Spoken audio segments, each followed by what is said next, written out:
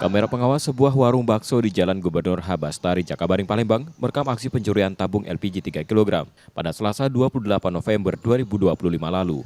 Pelaku datang dengan mengenakan hoodie lalu berpura-pura menuju toilet. Namun bukan ke toilet, pelaku justru mengambil tabung gas dan memasukkannya ke dalam karung yang sudah ia siapkan. Saat kejadian, warung dalam keadaan ramai, sehingga pemilik tidak menyadari aksi tersebut. Namanya kami DW-an, pas posisinya rame, bapaknya pas istirahat. Nah, kami tidak ngeh, tidak apa, tak tahu ganti gas, gasnya hilang sih kok. Sudah itu baik. Pas dicek CCTV, itu mereka sempat makan dulu apa pelakunya itu? Tidak. Masuk baik. Izin dia, yuk nak pindah ke belakang. Pencurian baru diketahui setelah warung sepi dan tabung gas hilang. Korban kemudian melaporkan peristiwa ini ke polisi. Yudi Kiswanto, Kompas TV, Palembang, Sumatera Selatan.